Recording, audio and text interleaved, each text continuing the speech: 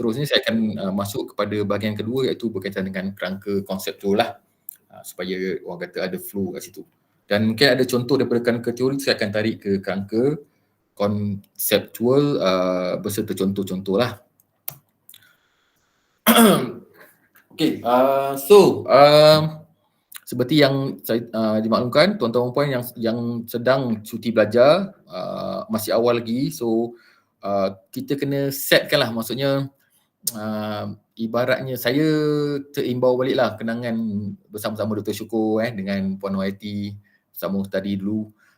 Macam kami ni share sikit lah, kami ni beruntung sebabnya pertama ada Dr. Syukur sebagai orang kata leader kami lah, jadi kita bergerak dalam team. Dan juga yang saya ingat perkongsian daripada senior-senior dulu pun, kita kena setting goals kita. Maksudnya kalau tuan-tuan yang sedang nak cuti belajar ataupun yang baru nak mohon, pastikan kalau ibaratnya kita nak masak kita nak masak satu resepi tu, pastikan kita ni saya ambil dia panggil apa, dia punya contoh lah ibaratnya lah gambarannya, nak masak siakap 3 rasa. So kita kena ada sediakan bahan-bahan pertama ikan siakap tu dah kena ada, lepas tu apa lagi, sos-sos yang berkaitan, rempah-rempahnya.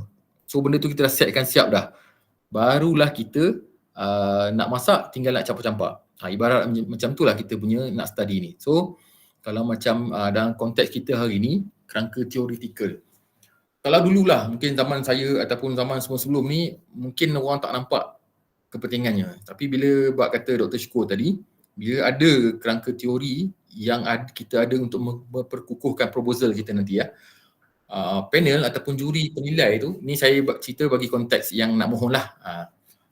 Bagi yang sedang belajar pun sebab nanti ada proposal defense dan sebagainya. So itu menunjukkan yang tuan-tuan pun dah ada resepi tu, dah siapkan, dah tahu dah nak goreng tu, dah tahu hala tujunya ke mana.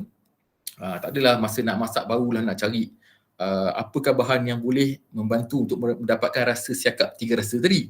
Ibarat macam tu lah kerangka teoretikal ni. So ada teori yang kita dah ada, kita masukkan dalam kajian kita untuk kita propose. So juri tengok ia ada satu menunjukkan usaha dan juga meyakinkan mereka bahawa penyelidikan yang tuan-tuan buat ni dah ada dia punya tunjang dia. Macam tu.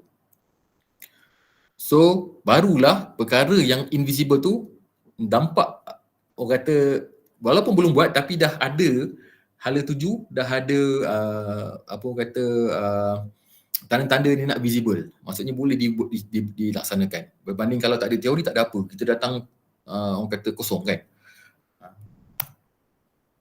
So apa benda? Ni yang saya sebut tadilah.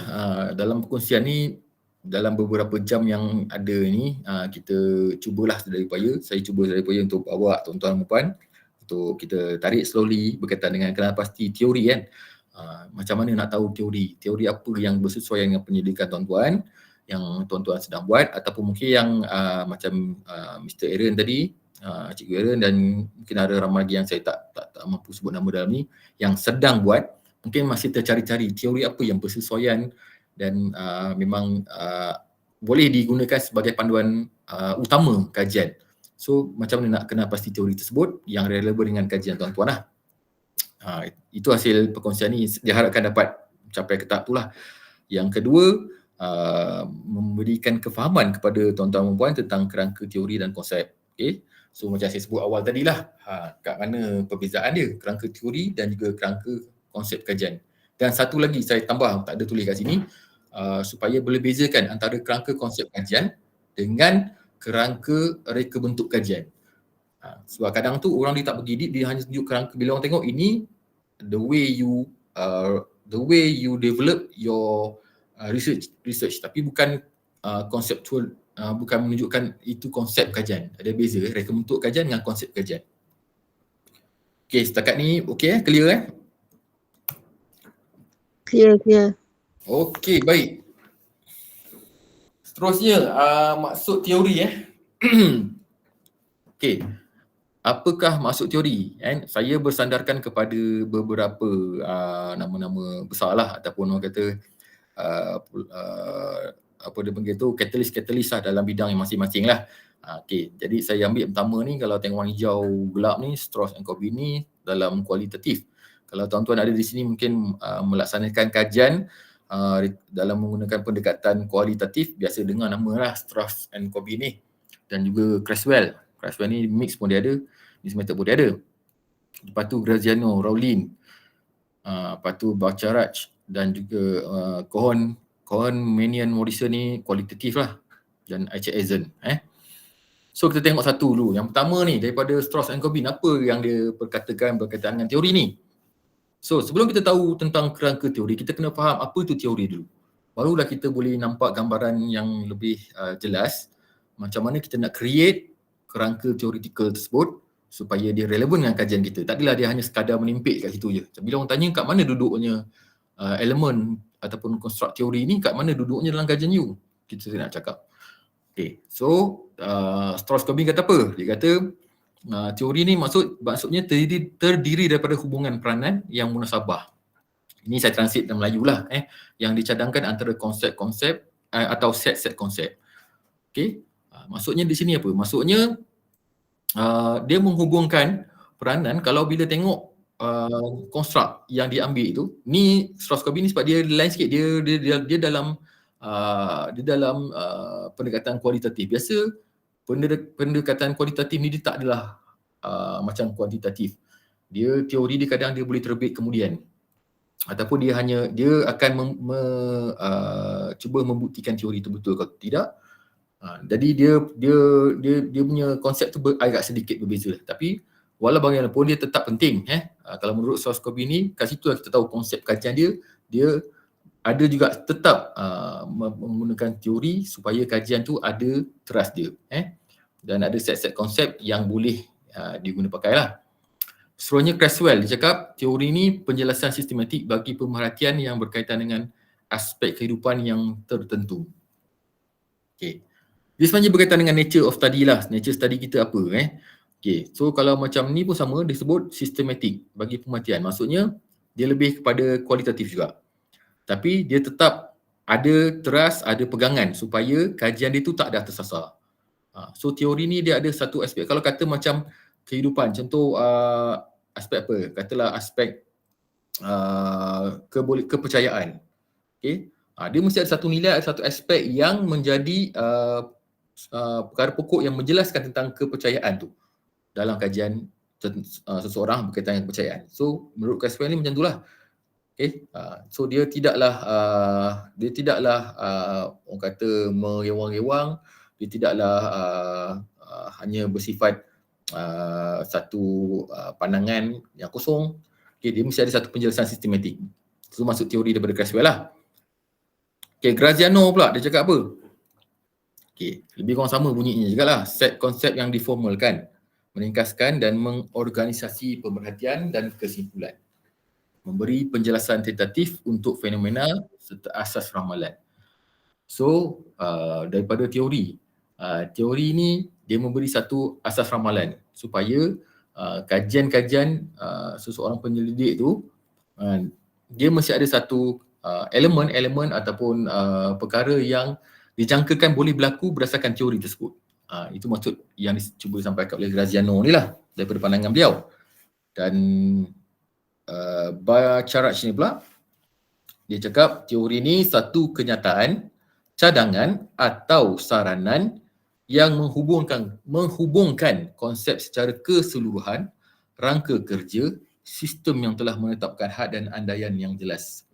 Jadi berdasarkan apa yang Bacharach kata ni, dia ada satu ruang lingkup bahawa penyelidikan kita ni, kalau kita bersandingan dengan satu teori ni dia akan sama ada dia akan boleh, tapi dia boleh dia berdasarkan apa yang dia kata ni lah, dia ada satu saranan yang ada andaian, maksudnya masih boleh developkan lagi. Sebab kadang-kadang penyelidikan kita ni tak semestinya 100% kita follow teori tu. Kalau ada penambahbaikan ataupun ada emerge daripada penyelidikan kita di negara kita, konteks kita dengan responden kita, dengan apa yang teori kata tu ada terbit satu benda yang baru, dia boleh dikembangkan. Itu maksudnya. Okey, Isaac Eisen mempunyai kesahan dalam meramal yang membuat ramalan spesifik yang boleh diuji dan disahkan melalui pemerhatian. Okay, Richard Eisen ni dia kalau tahu pasal dia ni pelopor dalam theory of planned behavior lah. Siapa yang buat berkaitan dengan kajian berkaitan dengan tingkah laku, melihat ataupun mengkaji tentang tingkah laku seseorang, ni dalam konteks dia lah maksudnya. Tapi tetap juga, kalau tuan-tuan perasan kat sini, perkataan yang biasa guna ialah meramal, ramalan, asas ramalan, andaian.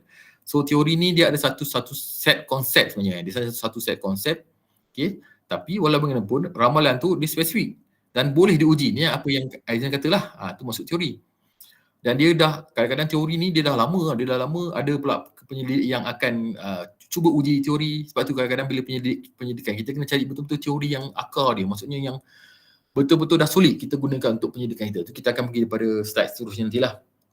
Supaya dia mengukur ataupun konstruk yang kita nak bangunkan penyelidikan itu betul-betul tepat dalam konteks kajian kita lah. Okey, dan satu lagi ni Cohen, Manion, Morrison ni lah. Dia kata pula teori ni ialah sesuatu yang menentukan hubungan antara elemen atau bahagian komponen, konsep dan konstruk. Okey, menerangkan, menjelaskan, meramal. Terus ada perkataan ramalan kat sini. So maksud dia apa kat sini? Dalam ke-6 pandangan scholar ni berkaitan dengan teori, ia meramal sesuatu. Supaya kalau penyelidikan kita tu, kenapa kita kena ramal? Sebab adakah kalau kuantitatif kita ada hipotesis kan? So kita nak meramal adakah kita punya persoalan kajian yang kita letak tu dan hipotesis yang kita cakap, yang kita nyatakan dalam kajian kita tu diukur nanti. Boleh tak capai? Kita ramal siap-siap lah. Tapi kita ramal tu berpandukan apa? Itulah gunanya teori ni. Itu yang si Cohen Manion maksudkan. Okay, dia ada satu komponen, konsep dan konstruk, menerangkan, menjelaskan, meramal. Sebab kita cakap tu bukan berdasarkan tiba-tiba kita tengah tidur, mimpi, okeylah kita nak capai ni. Tak ada. Maksud kita ada satu teori yang kita mendasari kajian kita supaya persoalan kajian yang kita tetapkan dan juga hipotesis kita tu boleh cuba dicapai lah. Okay, itu maksud daripada si Cohen dan Manion ni lah. Alright. Okay, berikutnya adalah contoh-contoh teori dalam pengurusan pendidikan lah. Ada banyak sebenarnya tapi saya menjurus kepada pengurusan pendidikan lah. Dan saya pun percaya ramai dalam kalangan peserta ni pun memang dalam bidang pendidikan. Saya rasa tuan-tuan perempuan pun mungkin ada pernah terlihat lah teori-teori ni lah.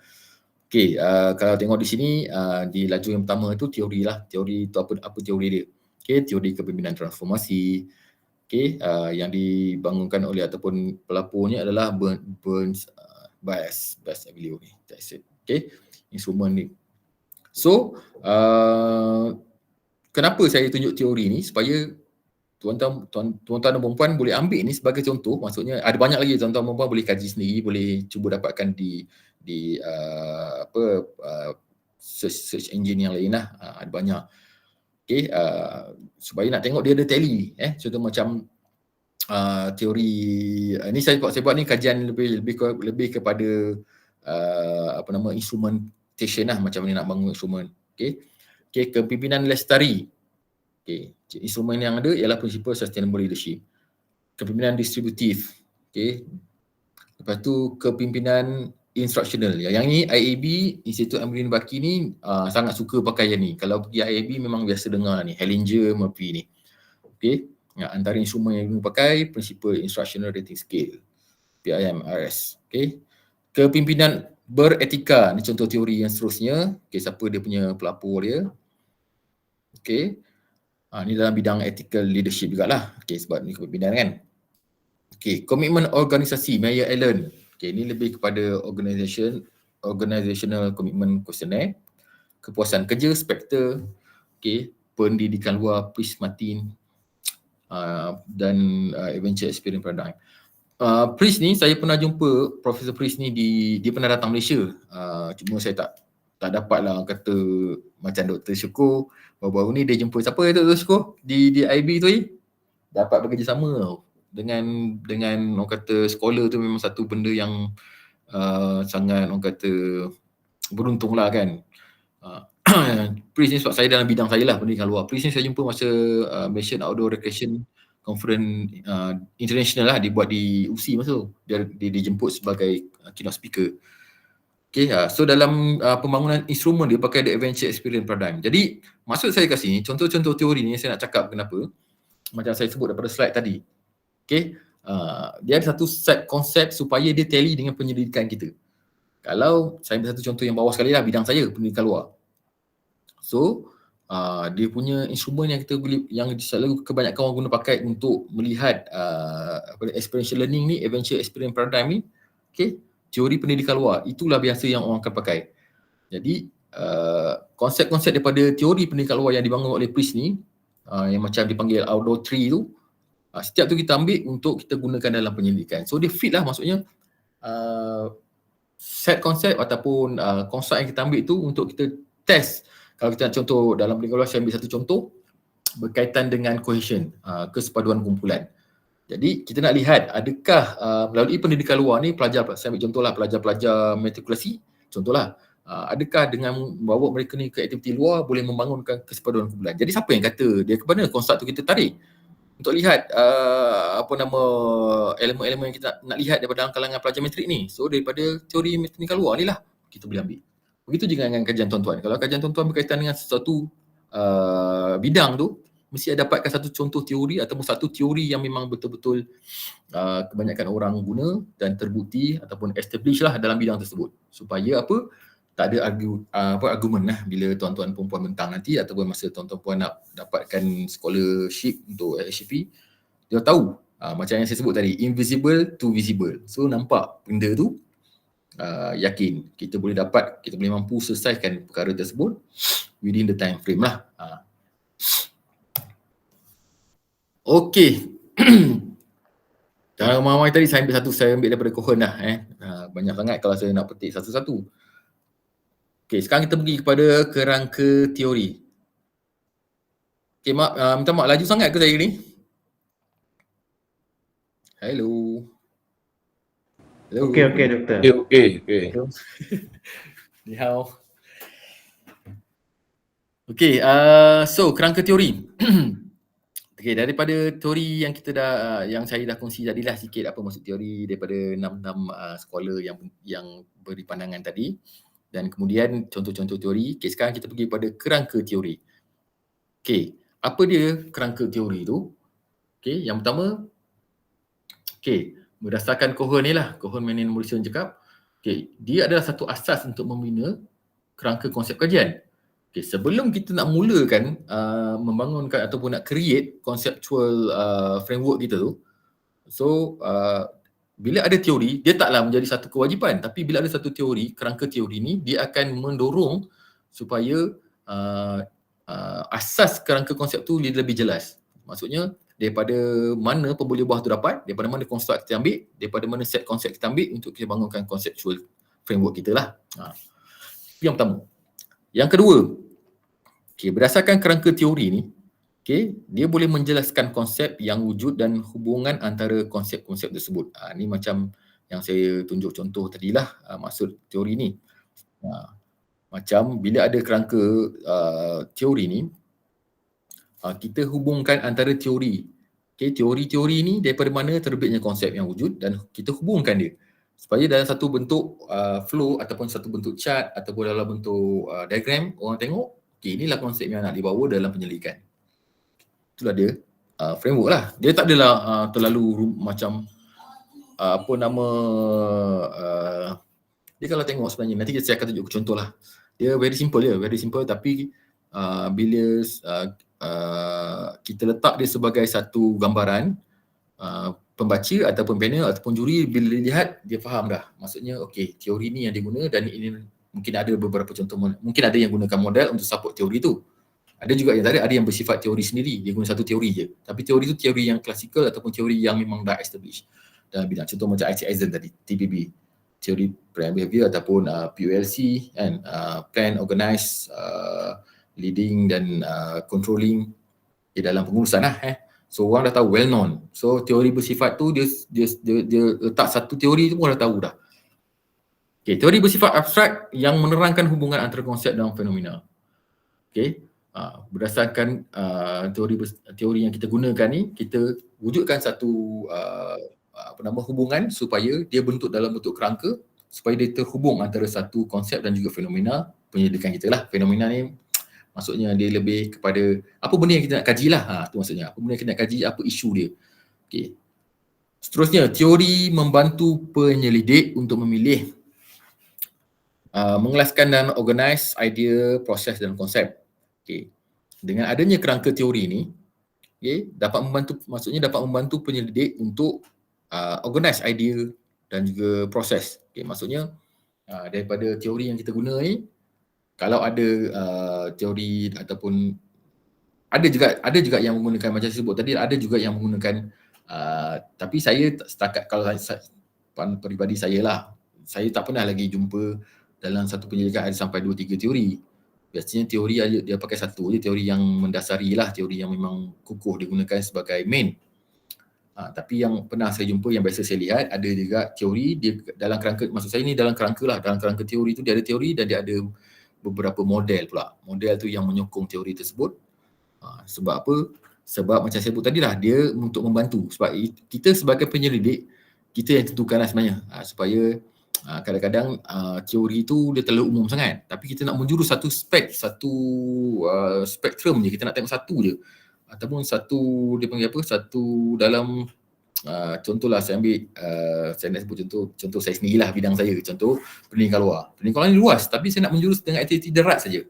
Aktiviti darat maksudnya aktiviti yang berasaskan land base lah, perkhemahan dan sebagainya. Jadi kita tak boleh nak guna pukul rata semua, sebabnya teori tu dia big, dia umum. Tapi kita nak fokus tentang pendakian gunung contoh. Macam saya ambil satu model yang memang menggunakan ataupun membangunkan berkaitan dengan pendakian gunung. Jadi daripada situ dia support pula teori yang umum tadi. Dia lebih berfokus. Okey, itu maksud dia tadi. Yang seterusnya, kerangka teori ini membantu penyelidik untuk memahami bagaimana fenomena yang diperhatikan berlalu. Ni berlalu ni saya typo silap. Berlaku. Okey. Daripada kerangka tu, bukan hanya penyelidik, membantu pembaca juga. Bila ada pembaca ataupun juri melihat kerangka tersebut, dia dah faham dah, oh rupanya penyelidikan ni nak buat berkaitan dengan bidang ini sekian.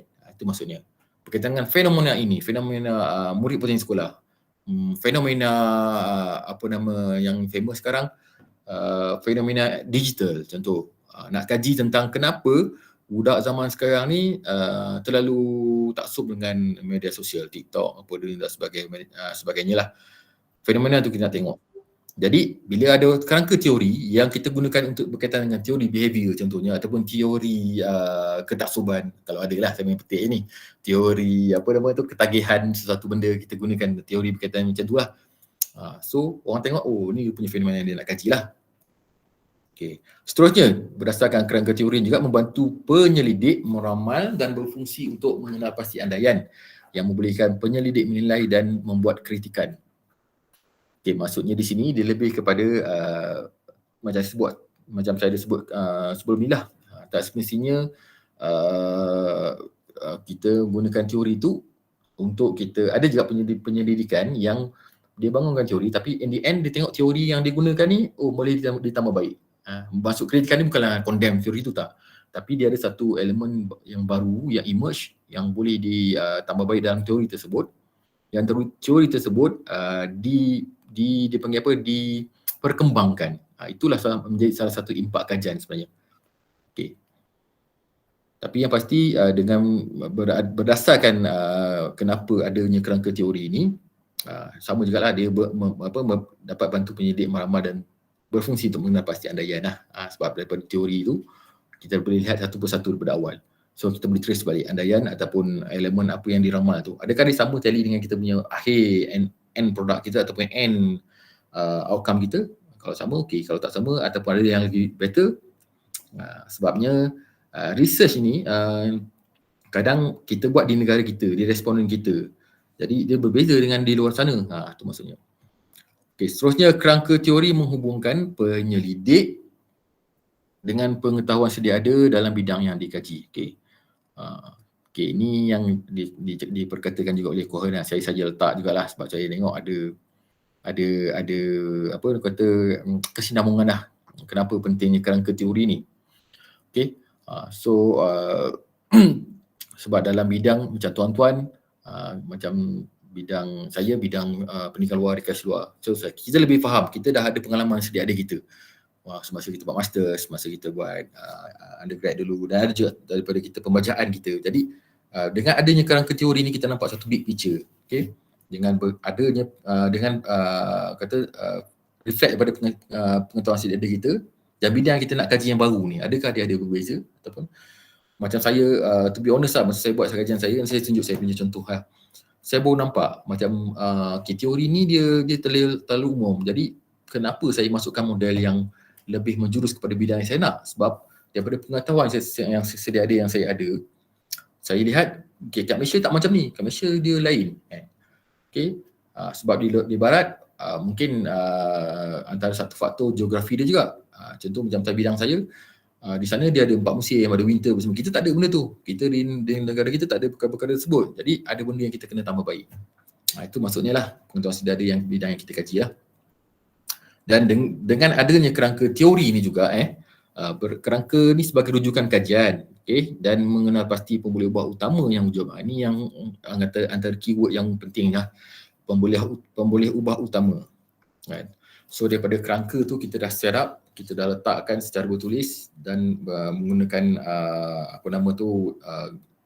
diagram ataupun rajah supaya pemboleh ubah ni lah yang kita dah kenal pasti, yang kita gunakan sebagai main untuk kita wujudkan apa dia. Kalau macam sama ada kita nak kaji elemen tersebut, ataupun kita nak test dia, ataupun kita nak bangun pula yang kita nak reka bentuk, ataupun kita nak develop pula yang baru daripada berdasarkan pemboleh ubah ni, ataupun kita nak tengok adakah berlaku contoh ada kajian yang nak melihat adakah pemboleh ubah ni dia memberi sumbangan kepada perkara yang kita nak lihat. Adakah demografi ataupun adakah faktor-faktor kompetensi sesuatu dia memberi derive kepada yang kita nak tengok signifikan kepada aspek pengurusan. Adakah kompetensi ni lebih, bila dia bagus, pengurusan pun lebih bagus. So daripada kerangka ni kita dah nampak dah kat mana yang kita nak tarik sebagai pemboleh ubah utama untuk kita kajilah dan kajian kita.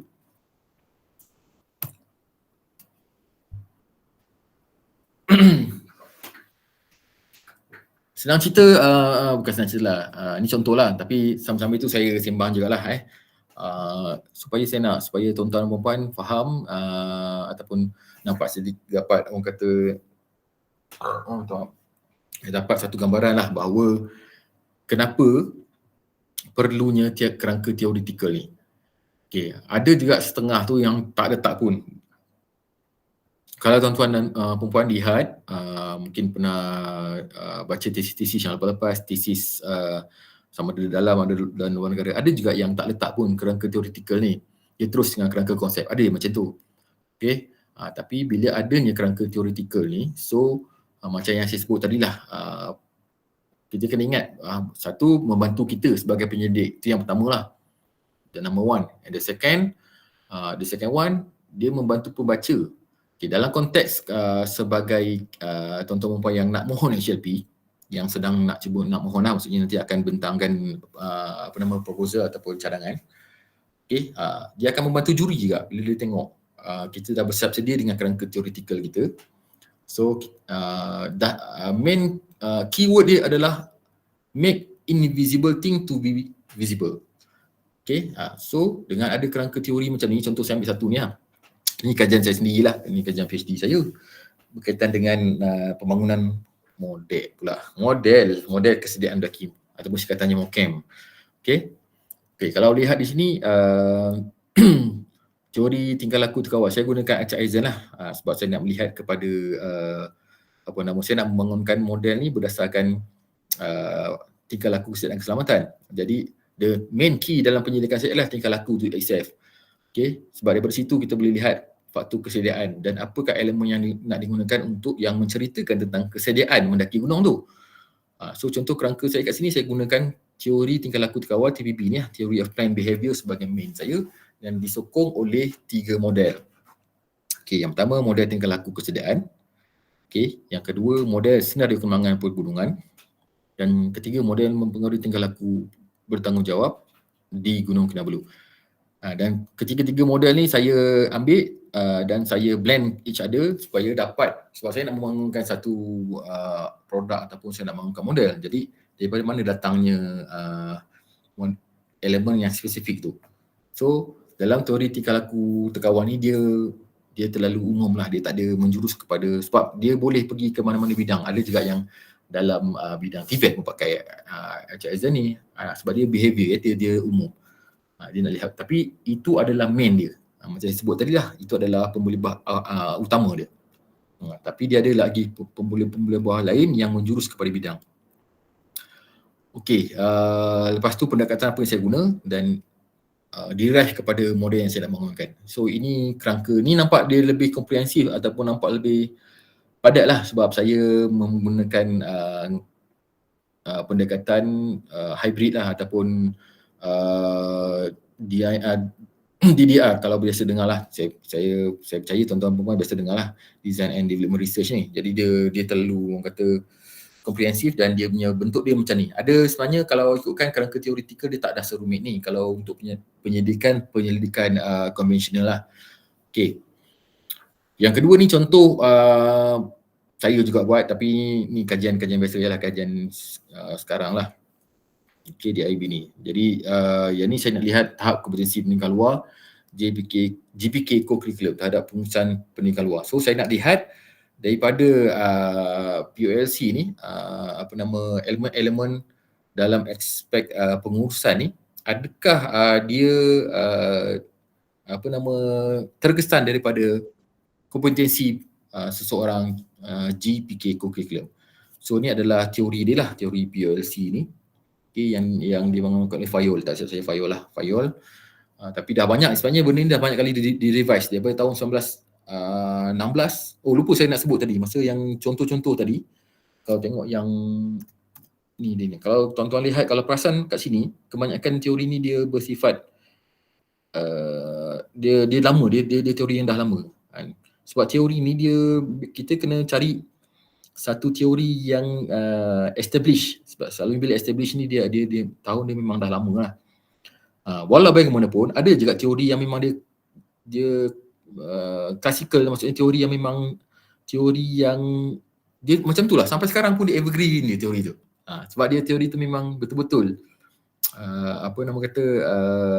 dah terbukti andaian ataupun terbukti dia punya tu memang sangat-sangat memberi efek atau impact kepada kajian-kajian orang lain sebelum. So dia sampai satu tahap dia jadi satu dia panggil apa, teori yang klasikal lah, dia tak berubah dah. Tapi sifat dia sama lah, teori ni biasa dia lama-lama lah kan. Kalau model biasanya baru-baru sikit lah. Model ni sebabnya dia berkembang kan. Dan ada pula orang buat model baru. Okay, setakat ni kerangka teoretikal ni nanti saya akan tunjuklah daripada sini macam mana dia pula diraih kepada kerangka konseptual, sebab dia saling berhubung lah ataupun dia saling membantu, sebab macam keyword yang sebut oleh Cohen tadi pun dia membantu penyelidik. So daripada kerangka teoretikal ni dia akan derive kepada kerangka konseptual. Dia akan bantu penyelidik untuk dapat gambaran dan membangunkan pula kerangka konseptual kajian masing-masing lah. Okey, ni dah sampai, orang kata bahagian pertama dah selesai lah di kerangka teoretikal. Ya, ada banyak lagi sebenarnya. Kalau tuan-tuan dan perempuan, sebelum saya pergi yang slide tadi lah, saya kembali yang ni balik. Tuan-tuan dan perempuan boleh, saya percayalah kalau dalam apa pun, dia sebenarnya bergantung kepada nature of study tuan-tuan dan perempuan lah. Apa benda yang tuan-tuan nak bawa dalam penyelidikan tuan-tuan, dan juga apakah dipanggil approach yang tuan-tuan gunakan. Sebab ada orang dia guna kuantitatif 100%, ada orang dia guna kualitatif 100%.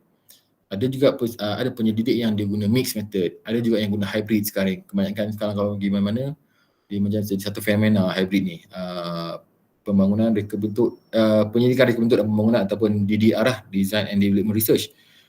Dia kenapa ni saya sembang lah kenapa orang sebut hybrid.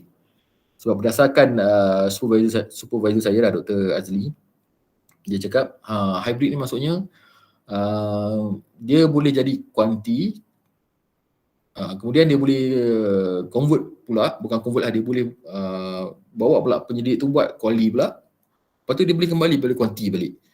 Jadi dia bersifat hybrid kat situ. Kalau macam mixed method ni, dia pembahagian dia, kalau kata 50-50 tu, weightage dia tu 50% kuanti, 50% quali. Itu betul-betul mixed method lah kalau berdasarkan Crashwell. Tapi ada juga orang yang dia gunakan quali sikit je pemerhatian, tapi kebanyakan yang lain pun dia buat kuantitatif. Itu dipanggil pendekatan gabungan. Dia tak sampai tahap 100% fully mixed method lah. Dia bukan pendekatan gabungan, dia panggil explanatory research lah, jadi kurang itu lah. So apa pun tuan-tuan dan puan, sebelum saya pergi yang kerangka konsep tu, kena faham juga benda-benda ni, kerangka teoretikal dan juga kerangka konsep ni, dia back to our nature of study kita. Okay, apa benda yang kita nak tengok, apa benda yang kita nak cuba sampaikan, apa benda yang kita nak cuba kaji, apa benda yang kita nak cuba ramal, yang kita nak cuba buktikan apa. Kalau macam tengok yang nombor 2, contoh nombor 2 ni, saya nak lihat, saya bukan nak bangunkan elemen ataupun instrumen.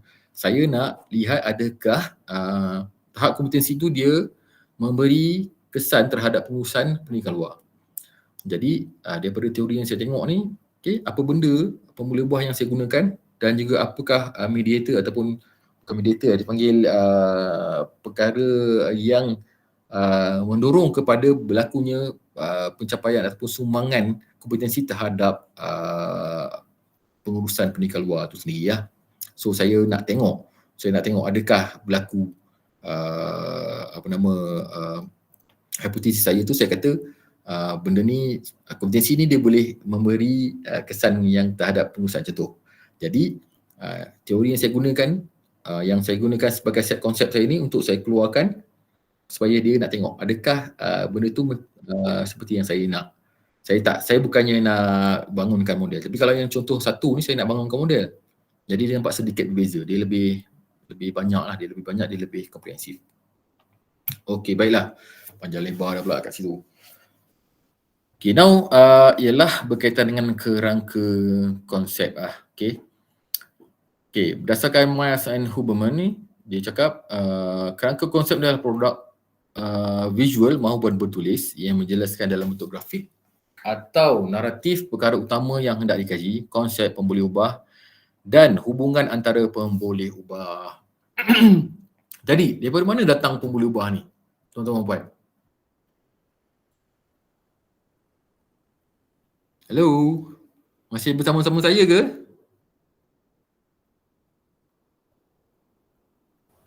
Ada. Dengar. Lama dia punya pending tu nak jawab. So soalan saya tuan-tuan dan puan, daripada mana pemboleh ubah ni datang? Kalau ikut kata Myers Huberman ni, kerangka konsep adalah produk visual maupun bertulis yang menjelaskan dalam bentuk grafik atau naratif perkara utama yang seseorang pengkaji tu nak kaji. Konsep, pemboleh ubah dan hubungan antara pemboleh ubah. So nampak tak kat sini, kat mana keyword itu? Konsep, pemboleh ubah dan hubungan antara pemboleh ubah. Dekat sini pun dah nampak dah kepentingan teori ataupun model, kerangka teoretikal tu. Sebab sebelum keluar kerangka konsep ni, perlu ada teori yang mendasari. Itu maksudnya kat sini. Okay, boleh tuan-tuan? Okay, yang pertama, pemboleh ubah utama kajian. Okay, menggambarkan pemboleh ubah utama dalam kajian yang dijalankan. Maksudnya kat sini, daripada kerangka konsep ni, bila orang tengok, bila pembaca tengok, ataupun juri ataupun panel nanti tengok, dia dah nampak dah, oh ni punya pemboleh utama yang ada dalam kajian yang sedang dijalankan. Okay. Daripada teori ni, keluar kerangka konsep ni. Okay. Dan seterusnya, hala tuju dan hubungan antara pemboleh ubah. Okay. Kerangka konsep ni menunjukkan hala tuju dan hubungan antara pemboleh ubah kajian. Okay. Dia ada satu, boleh katakan sebagai flow lah sebenarnya. Dia macam flow. Okay. Daripada pemboleh ubah tidak bersandar kepada pemboleh ubah ataupun variable yang dependent. Okay. Biasa orang sebut IBDB lah apa. Tapi sebenarnya ialah pemboleh ubah tidak bersandar yang kita gunakan daripada teori kita ambil. Okay, pemboleh ubah bersandar. Kita nak lihat benda ni. Okay, apakah yang tengah-tengah ni yang menghubungkan supaya antara kedua-dua pemboleh ubah ni berhubung. Okay, kita buat dalam satu bentuk diagram. Itulah kerangka konsep sebenarnya. Okay. Seterusnya, berasaskan teori, kerangka teori kajian. Ini saya sebut tadi, dia menggunakan berasaskan teori atau kerangka teoretikal lah. Kalau ada, kalau tak ada menjadi satu kata kesalahan. Ada juga setengah penyelidik, dia hanya dalam literature review, dalam bab surutan literatur, dia hanya nyatakan secara bertulis saja. Dia ceritakan tentang teori dia, dia keluarkan satu-satu dan siapa yang pernah guna teori ni, buat dalam bentuk table, tapi dia tak buat pun kerangka teori. Dia buat rajah model tu, teori ataupun model tu macam mana, tapi dia tak hubungkan, jadikan satu kerangka. Ada juga macam tu. Tapi bila mana tuan-tuan buat kerangka, contoh macam tadi ni kan, kerangka yang satu ataupun dua ni, okey, lebih memudahkan sebenarnya, memudahkan penyelidik. Pertama, yang kedua pembaca ataupun panel. Okay, dia tengok, okay, dia dah faham dah. Okay, sebab kadang-kadang orang bila tulis panjang-panjang sangat ni, tapi tak semestinya, boleh je tulis dan buat kerangka, lagi bagus. Maksudnya kita dah cerita panjang lebar, kemudian kita buat satu gambar rajah kerangka. Lagi mudah, lagi memudih kefahaman kepada pihak pembaca, kepada tuan-tuan perempuan sebagai penyelidik sendiri. Bila orang tanya, kita terus pergi kepada navigation pane tu, terus pergi ke situ. Tak payah kita nak cari balik kat dalam perenggan-perenggan, kan leceh kan. Okay, ni contoh kerangka konseptual satu yang pertama. Tapi tak apa, saya teruskan dulu lah. Jadi saya tunjuk contoh saya punya tesis. Dalam penulisan macam mana, kat mana nak letak dia lah kan. Okey, baik. Ini dalam kajian kuantitatif. Kalau yang penyelidik ataupun tuan-tuan perempuan yang di sini melaksanakan design fully kuantitatif, boleh ambil ni sebagai contoh lah. Okey, ni kajian berkaitan dengan outdoor juga ni. Sebenarnya Dr. Mozuki punya ni, Dr. Mozuki ni sebenarnya supervisor saya. Jadi saya cedok dia punya tesis dia kan. So, effect of outdoor education on group cohesion among second year undergraduate student teachers trainees from selected IPG. So dia ambil kat sini yang belah kiri ni sumber dia. So ini adalah kerangka teori dia. Okay, kerangka teori dia macam ni. Dia gabungkan, kemudian terbitnya satu kerangka konseptual sebelah kanan.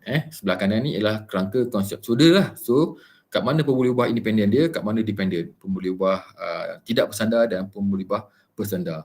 Lepas tu kat mana perkara-perkara ataupun elemen yang menyebabkan ataupun yang digunakan sebagai mediator ataupun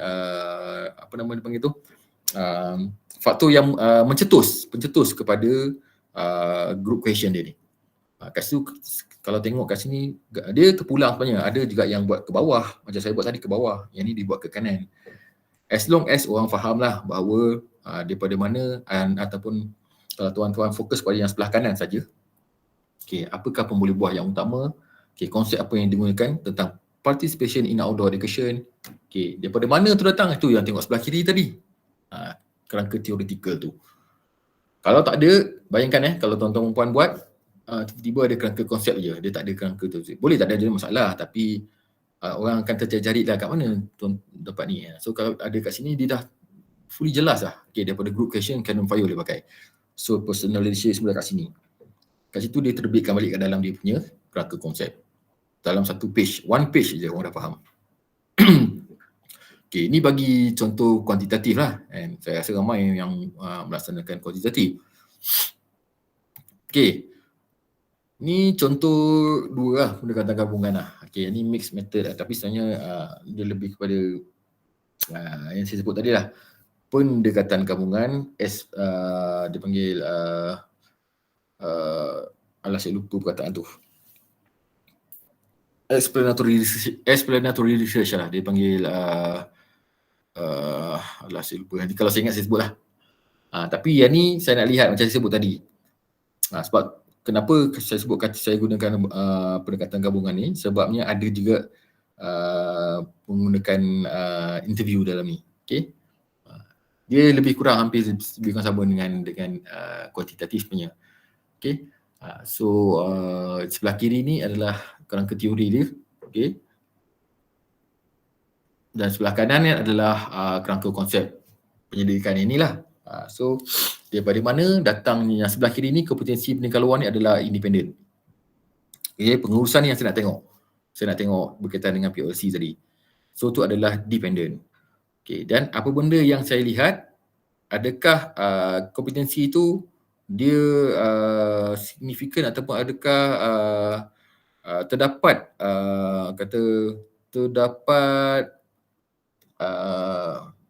maksudnya faktor demografi ni dia memberikan kesan kepada tahap kompetensi.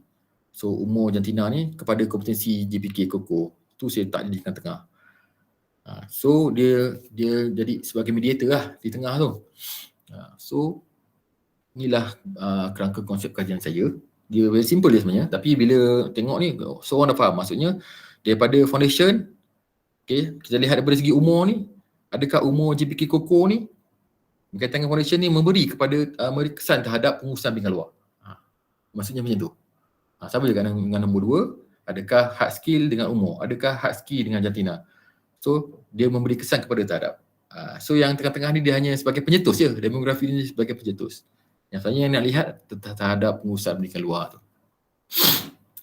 Okey, ni tentang contoh yang kedua lah, kerangka konsep pendekatan bagi pendekatan mix. Okay. Sorry lah, saya banyak guna contoh saya sendiri. Saya bukannya shop sendiri, tapi sebabnya itu contoh yang saya mudah dapat. Yang kedua, berkaitan dengan apa nama, hak cipta lah. Saya malah nak ambil orang punya kan. Kita punya sendiri senang. Nak kata saya punya terbaik tak lah. Hanya saya pun rasa mungkin ada banyak lagi boleh ditambah baik. Tapi ni sedikit perkongsian saya je lah. Okey, yang ni untuk PRP. PRP dengan DDR sama lah. Tapi saya merujuk kepada buku Prof. Saidah. Beliau sebut sebagai PRP modifikasi. Dimelayukan lah, maksudnya pendekatan reka bentuk dan pembangunan. Bahasa Inggeris Design and Development Research, Modified DDR. Kalau Prof. Saidah dia gunakan Modified DDR. Sebab apa dia panggil Modified DDR ataupun PRP modifikasi, tuan-tuan bolehlah baca buku beliau lah. Kalau saya nak cerita yang kat sini, dia dah boleh buka slot lain nantilah. Betul Puan Yati ataupun Dr. Syukur ada lagi bersama saya kat sini? Kita boleh buat satu slot lain nak cerita tentang PRP ni. Okay. Betul, panjang cerita.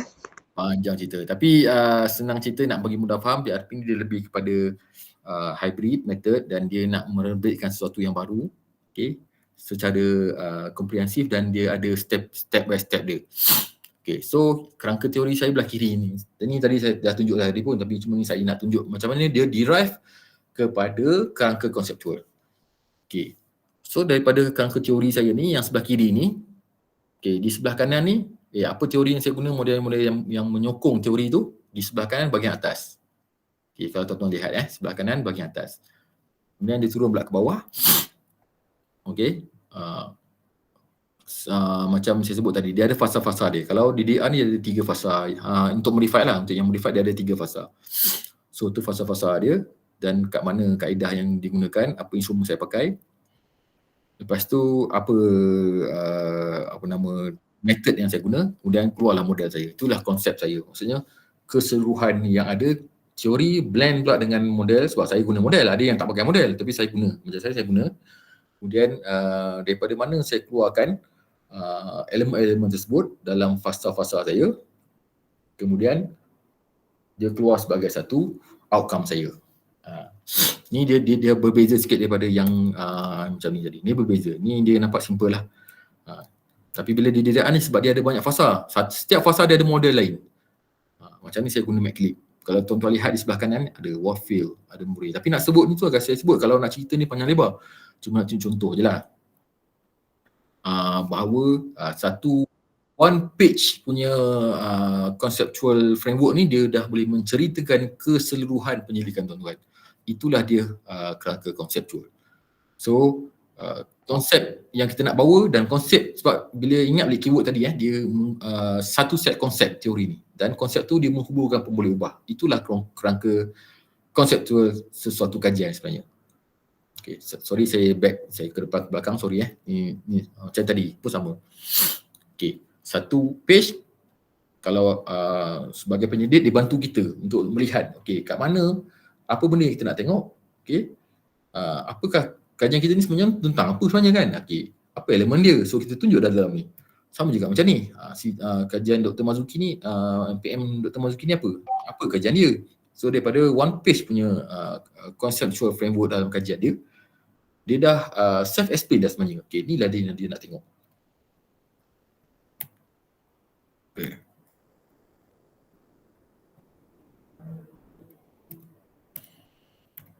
Okay, apa lagi sebelum saya pergi yang seterusnya. Sorry, mungkin ada benda yang saya sebut dalam ni tak ada dalam slide pun, tapi saya just nak sharing je lah saya saja nak sharing. Okay, berkaitan dengan tadi saya ni dah lalang saya tunjuk yang ni.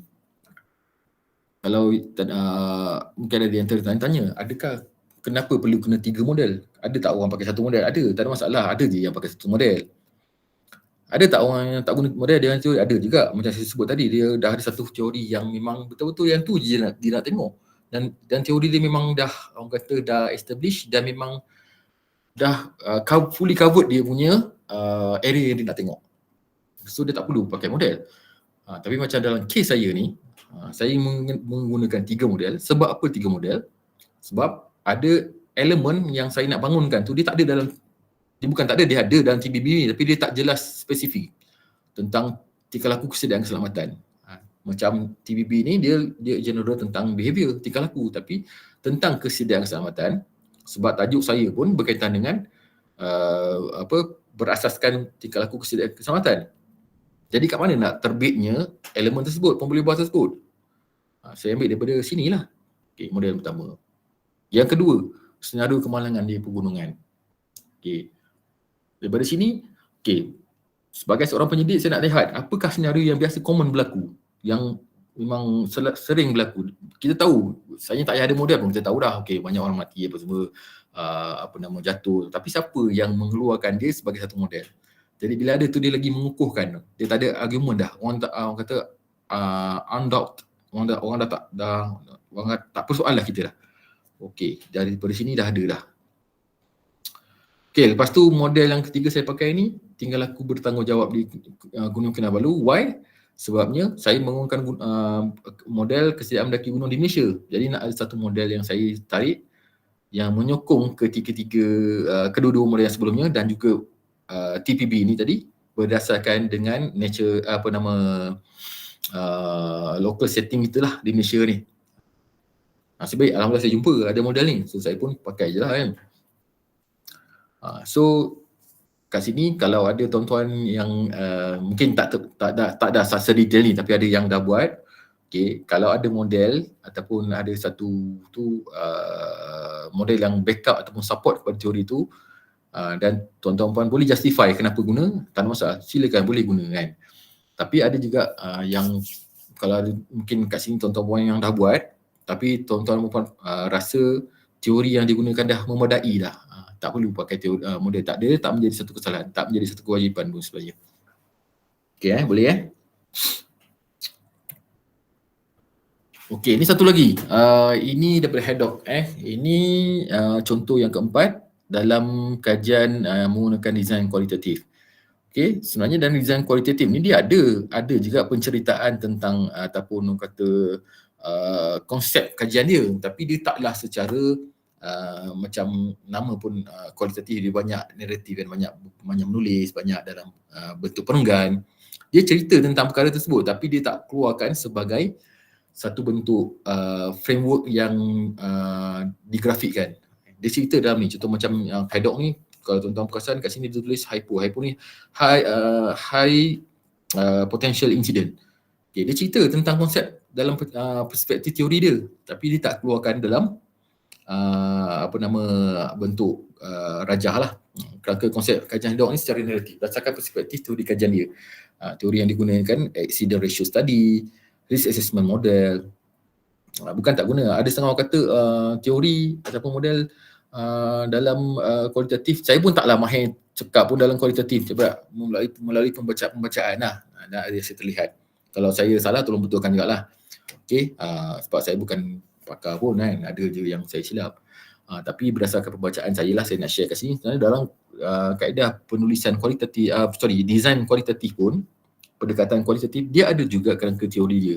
Dia ada teori yang diguna pakai. Walaupun dia tak buat dalam bentuk kerangka, tapi dia ada teori yang digunakan untuk melihat perspektif apa yang dia nak kaji dalam dia punya case dia.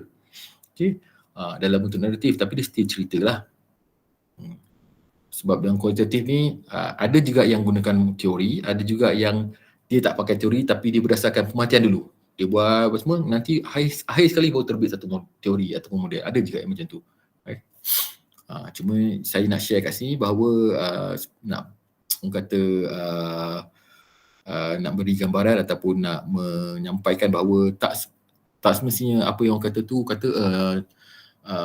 dalam kajian kualitatif taklah macam kuantitatif 100% mengandalkan teori. Tak, sebenarnya tak. Ada juga yang menggunakan teori sebagai sandaran perspektif apa benda fenomena yang dia nak tengok. Ada juga. Sini bukti dia. Okay.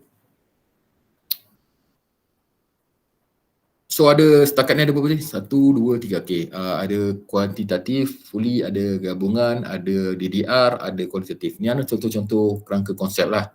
Okay. Alamak. Dah nak habis bateri. Macam saja. Okey,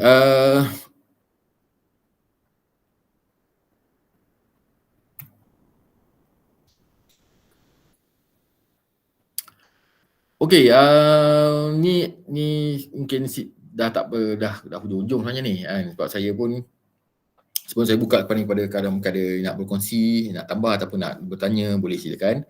Okay, so setakat yang saya share tadi berkaitan dengan apa tu teori, lepas tu contoh-contoh teori, kemudian kerangka teori, okay, kerangka teoretikal dulu dekat mana, kemudian pergi pada kerangka konsep, terbagi pada 4 jenis design tadi. Okay, so saya nak share sikit sebelum ni, sebelum kita share buka kepada sesi perbincangan ataupun sembang-sembang ni, saya nak tunjuk contohlah saya punya penyelidikan ni. Nampak tak Nampak? Nampak.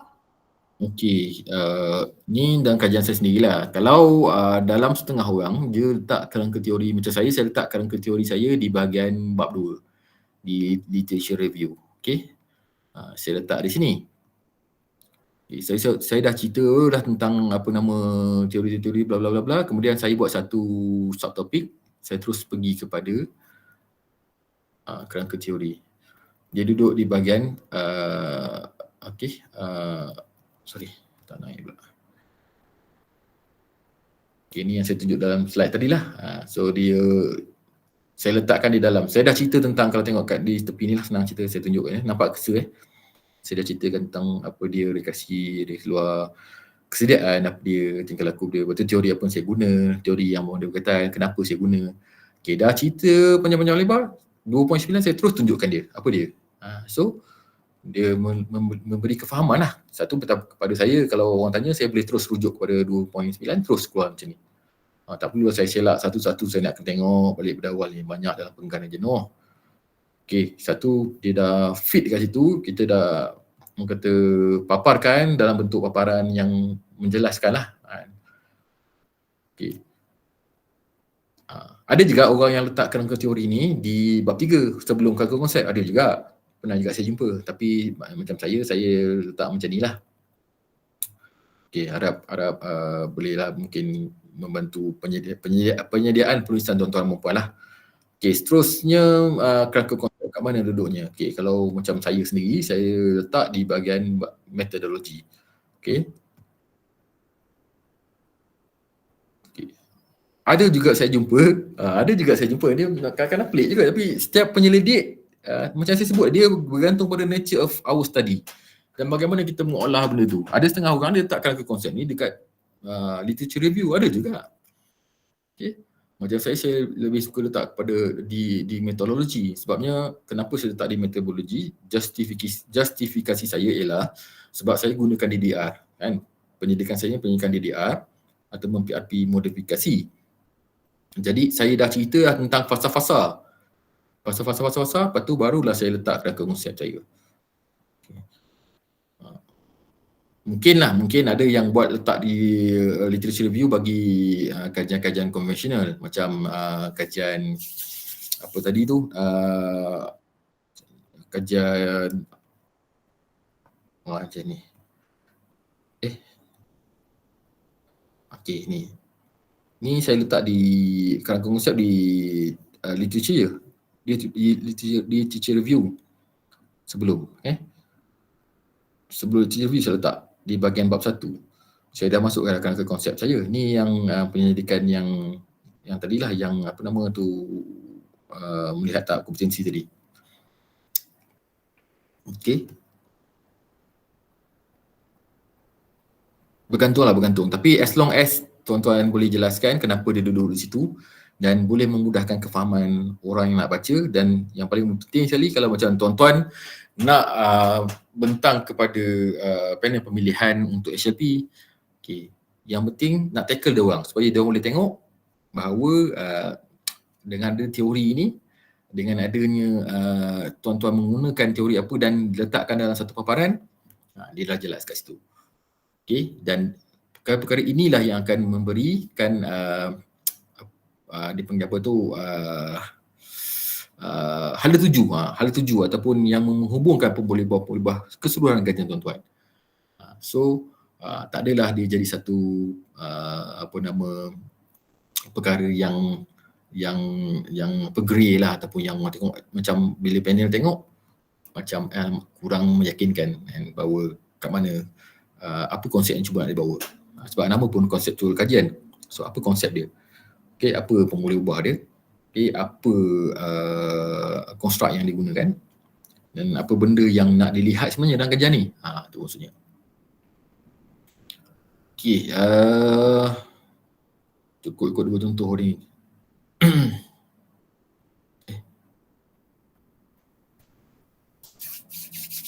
So,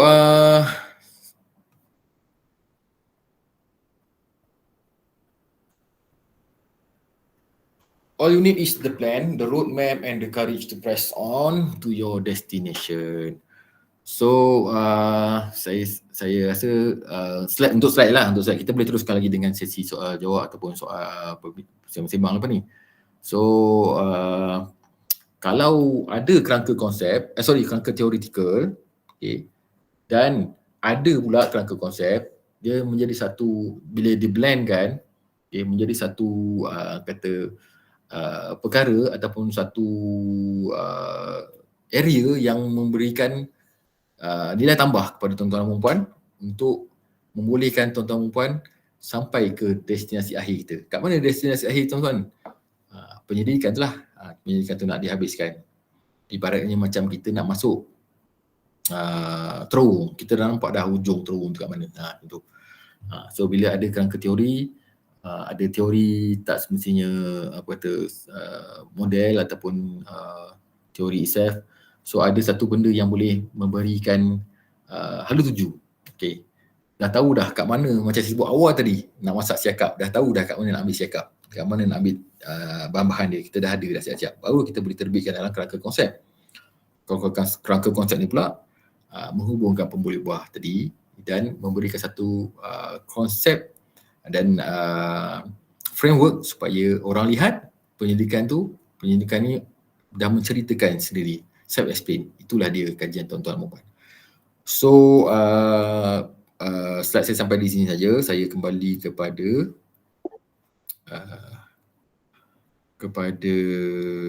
Google Meet kita lah. Ataupun saya biar dulu kalau nak tanya apa-apa ke, boleh back ke belakang boleh ke? Okay, silakan tuan-tuan puan. Okay, kita open soalan. Salam Dr. Nick. Waalaikumsalam warahmatullahi Tuan Ahmad Effendi. Sihat Oi, alamak, kan siapa tadi? Tengok gambar baru muda nak tanya dulu. Allahu akbar. Sorry tuan Doktor Effendi. Aduh. Tadi pun baru terjaga terlelap kan. Oh, okey. Ya, silakan Saya tuan. nak tanya, nak clarify kalau dalam yang kita tahu, kalau dalam pendekatan PRP ni, Okey. setiap fasa tu kita ada disarankan lah kan, kita ada teori standar model atau teori Model. sandaran kan. Ya. Okey. Dok buat dah tu. Okey. Ataupun saya tengok banyak dah teori besar-besar tu kan, perlu ke buat dekat setiap fasa tu. Okey, saya buat semua, tapi okey, Tuan Effendi kena faham dan jugalah. Dia ada sedikit perbezaan berbanding dengan kerangka teori yang utama untuk kajian keseluruhan.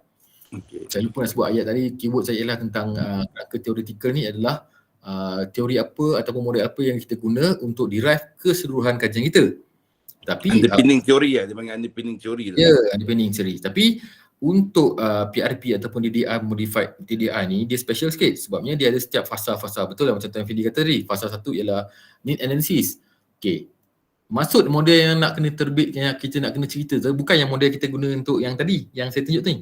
Tapi model apa yang kita gunakan untuk need analysis tu, nak bangunkan dan melaksanakan contoh saya gunakan soal sidik. Okey. Need analysis tu mesti yang melihat bagaimana sesuatu keperluan tu diperoleh daripada audien kita. Tapi daripada mana persoalan tu terbit ataupun siapa yang mengatakan perkara ini perlu dilihat dekat klien kita siapa. Mesti ada satu model yang menyatakan. Macam saya guna McClip. Dia hanya untuk fasa stage tu je model tu. Model McClip ni. Dia bukannya keseluruhan. Tapi dia untuk step melaksanakan soal sidik tu. Saya guna McClip. Okay, yang untuk fasa yang kedua untuk bentuk saya guna Wafil ISM tu lah. NGT dengan ISM tu. So siapa yang menggunakan pendekatan ataupun approach NGT dan ISM ni dalam menerbitkan reka bentuk dan melaksanakan apa dipanggil tu perbincangan dengan pakar expert ni. Okey, teori ataupun model siapa yang saya guna? Saya guna Wafil tadi untuk stage kedua tu saja.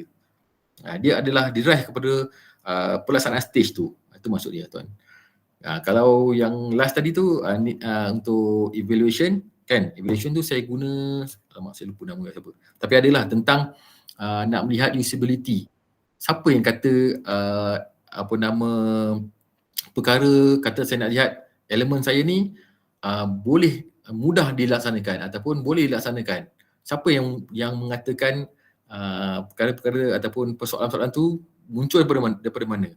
Siapa yang mengatakan perkara ni perlu dilihat oleh klien untuk mencapai persetujuan bahawa benda tu mudah difahami, model yang saya dah buat tu. So saya gunakan, ada lupa nama, minta maaf.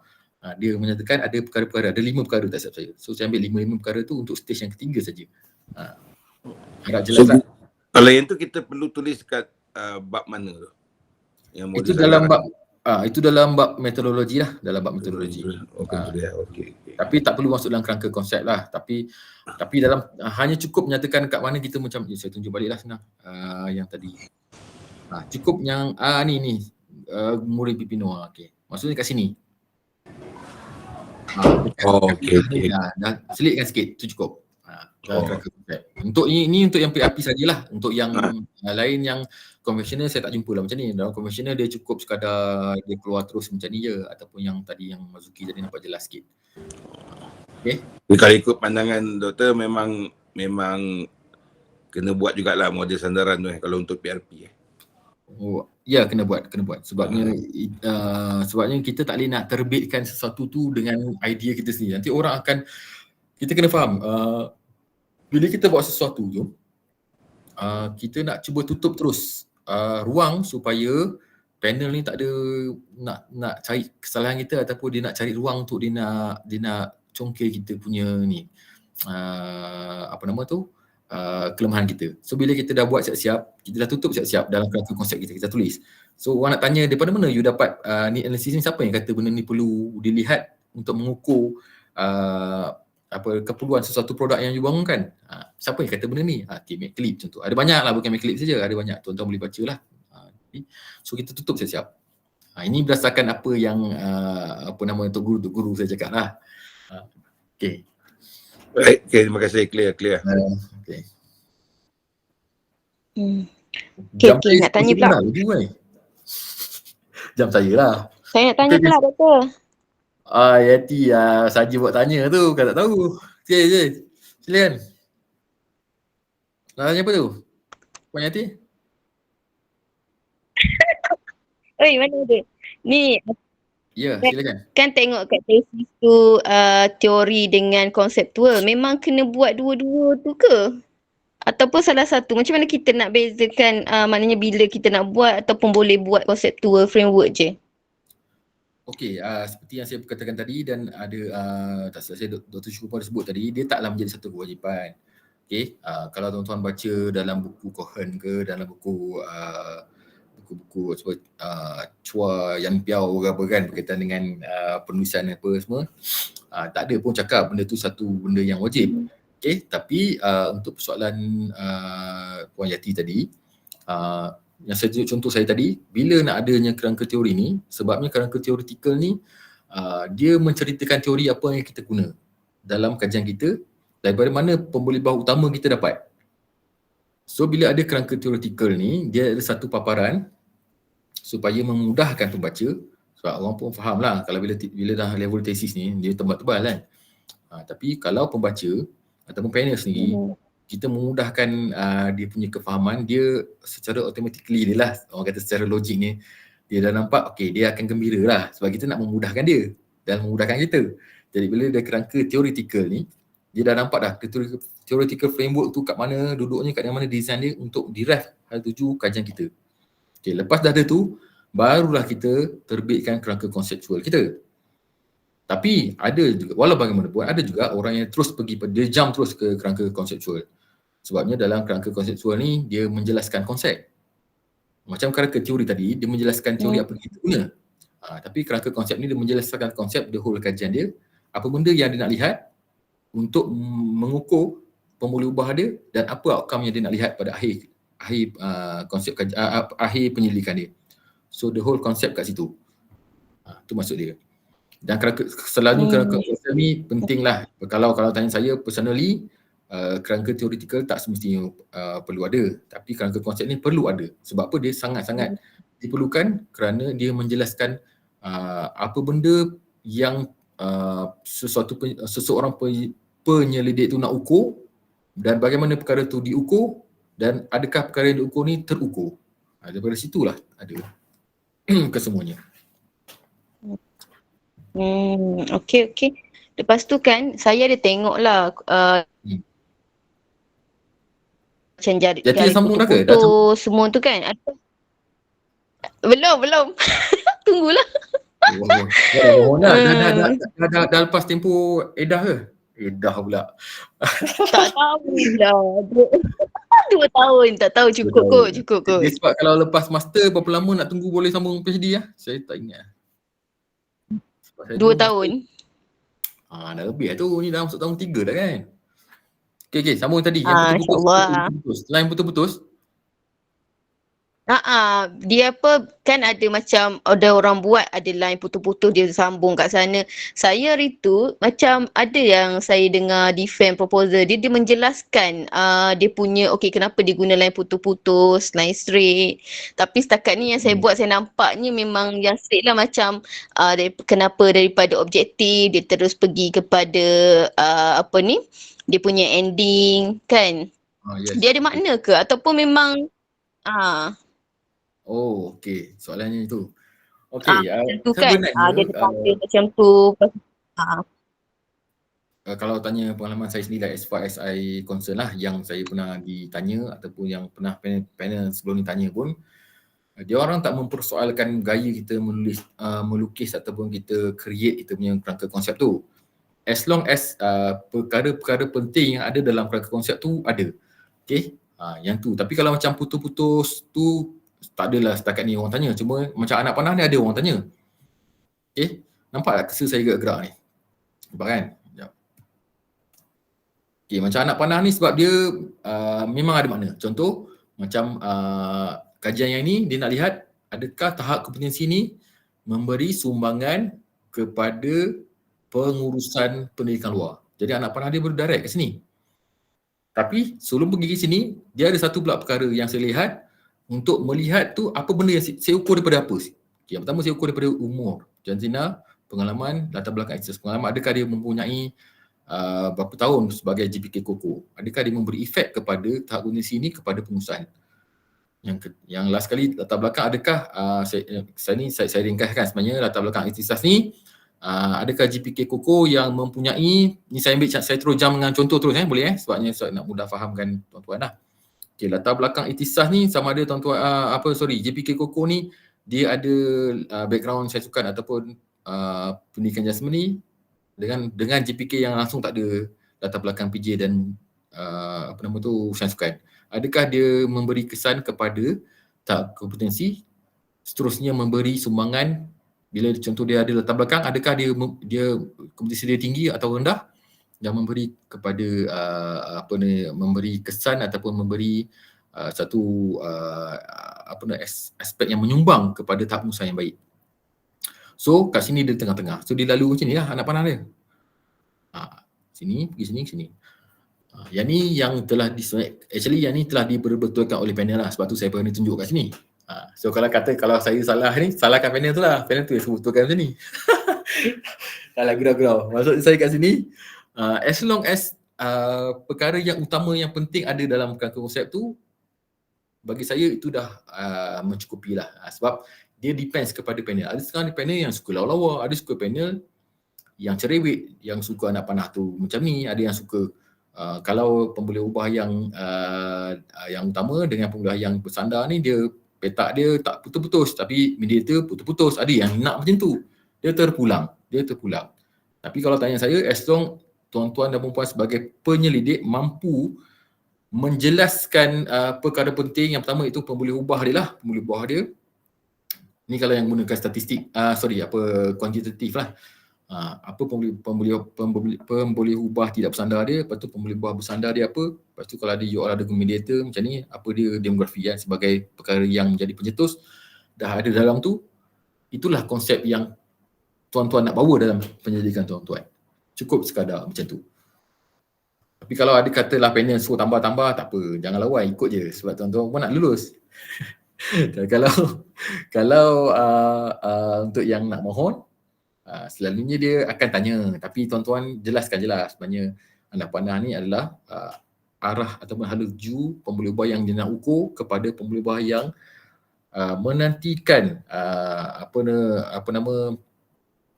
pemboleh ubah yang dihubungkan, supaya adakah dia memberi kesan kepada pemboleh ubah yang tidak bersandar ni. Macam tu cerita dia. Saya ambil contoh saya sendirilah. Okay. Dan jangan kata 100% follow lah. Maksudnya tuan-tuan perempuan boleh dapatkan kajian lagi, bolehlah baca selak-selak kajian orang lain. Tengok bagaimana, ni hanya beberapa contoh lah yang saya tunjuk. Tuan-tuan boleh cari penyelidikan lain, boleh cari di search engine, kalau yang ni yang ni saya nak share lah. Untuk kerangka konsep, kerangka teoretikal ni tuan-tuan perempuan carilah tesis. Okay, sebab kalau artikel jurnal selalunya dia tak deep, dia tak deep sampai dia keluarkan macam ni. Sebab kita pun faham penulisan berapa muka surat je. Tapi kalau tuan-tuan nak lihat, pergilah cari tesis-tesis, contoh-contoh tesis yang ada di library berdekatan tuan-tuan perempuan, ataupun boleh cari dalam online. Tapi selalu tesis memang kalau di PDF kan pun kena cari, ada tapi agak sukar sebenarnya nak dapat yang komplit. Kalau di PDF kan pun dia sampai berapa muka surat je. So tuan-tuan pergilah cari rujukan-rujukan tambahan selain daripada yang saya dah jadi contoh yang saya tunjuk saya sendiri dan juga supervisor saya. Okay. Harap saya menjawab. Dr. Nek, sikit. Ya, silakan. Okay, pada soalan Yati tadi tu, garis putus ke tak putus, arrow putus tak putus, saya minta soalan itu dimajukan ke minggu depan dengan boleh, cantik. Sebab dia dalam mazhab kuantitatif, dia ada perbezaan antara garis putus dengan garis tak putus. Bagi perkara kita buat kotak-kotak tu, kotak-kotak pun ada kita buat kotak tu cantik direct kotak, tapi ada masanya kita buat kotak tu dia dotted line. Sebab dia dalam mazhab kuantitatif dia ada direct effect, indirect effect. So yang bila kita nak menjelaskan IBDB tu. So simpan soalan tu ke minggu depan kita dapatkan jawapan. Saya tak nak jawab tu. Kita bagi yang pakar jawab. Boleh Yati? Alright, thank you. Okey, terima kasih doktor. Baik. Macam saya sebut tadi, kalau saya ni lebih pada sembang-sembang perkongsian. Kalau saya tak cukup ke tuan-tuan boleh tambah lah, ataupun kita boleh top up each other lah. Saya pun sambil-sambil belajar juga, refresh balik secara apa kata superficial lah kan. Yang macam Dr. Dayang nanti tu, Dr. Syukur, Dr. Dayang tu dia dia menggunakan sebab Dr. Dayang ni gunakan SEM kan, dia buat SEM kan. Dia pure kuanti. Dia pure kuanti, so memang dia lebih detail lah. Macam saya punya tadi yang kuanti tadi pun very simple, dan yang kajian Dr. Marzuki tu pun dah boleh katakan agak lama lah, dah 2016 agak outdated. Mungkin yang terkini ni lain dia punya pembawakan dia, lain dia punya persembahan dia kan. So, dia je Doktor, School of Thought. Yes, School of Thought. Itu ayat dia betul sebetulnya. So tuan-tuan dan puan yang ada di sini, ada selamai 24 orang tolak saya ni. Tolak Dr. Syukur, tolak Dr. Yati, Puan Yati. Ada 23 orang kat sini. Tuan-tuan dan puan janganlah risau, sebabnya macam yang Dr. Syukur sebut tadi lah, School of Thought. Sebab setiap orang berbeza-beza. As long as tuan-tuan dan puan boleh mampu create satu gambaran, satu paparan kerangka konsep yang ada perkara-perkara penting tadi, basic tu pun dah cukup dah untuk permulaan. Sebab ingat, bila setiap penyelidikan kita lakukan ni bukanlah perfect. Even macam saya, walaupun saya dah habis pun, kalau saya tengok balik saya punya kajian, saya rasa ada lagi saja benda yang boleh dipertambah baik kan. Tapi so tuan-tuan dan puan janganlah risau. Yang penting benda tu ada, menunjukkan keyword yang sebut awal tadi, invisible, make it visible. Itu yang kita nak tengok pada tuan-puan yang nak sambung HLP lah.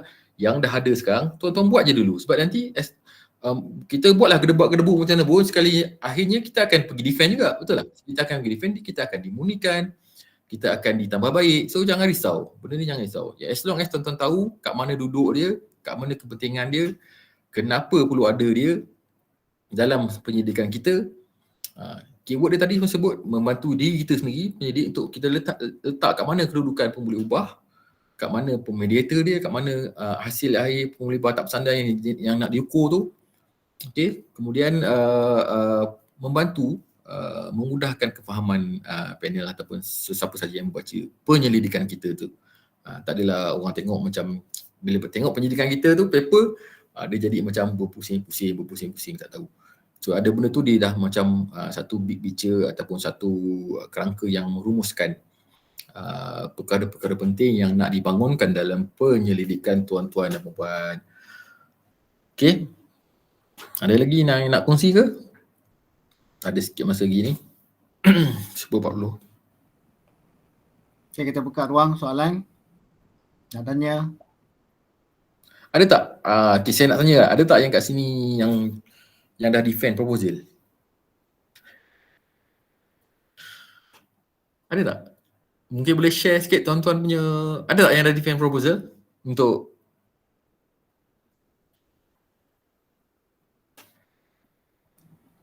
malu tu.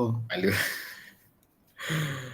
Okey, okey, belum doktor. Okey, yang ataupun yang sedang yang dah buat proposal untuk bentangkan di ataupun ada tak yang kat sini yang dah mohon, bila keluar resultnya Dr. Syukur untuk HLP yang baru ni? Belum lagi, belum keluar untuk panggilan terduga. Okey, bagus. Baik, maksudnya kat sini kalau ada dalam kalangan yang ni yang sedang dah buat dah pun proposal, dah bersiap sedia resepi siakap 3 rasa tadi, tinggal nak bawa je pergi jumpa panel. So benda tu adakah setakat ni lah yang saya kongsi tadi, ada tak kena CP-CP dengan tuan-tuan punya ke, ada tak setakat ni? Mungkin boleh respon sikit. Contoh-contoh yang saya berikan tadi, ada tak yang ada sedikit persamaan ke? Ataupun ni lah yang pertama kali tuan-tuan lihat?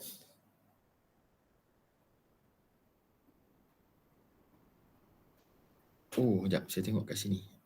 Saya kena stop presenting dulu. Tak. Oh, ya, saya kena lihat. Tanya satu lah. Tapi soalan tadi. Okey.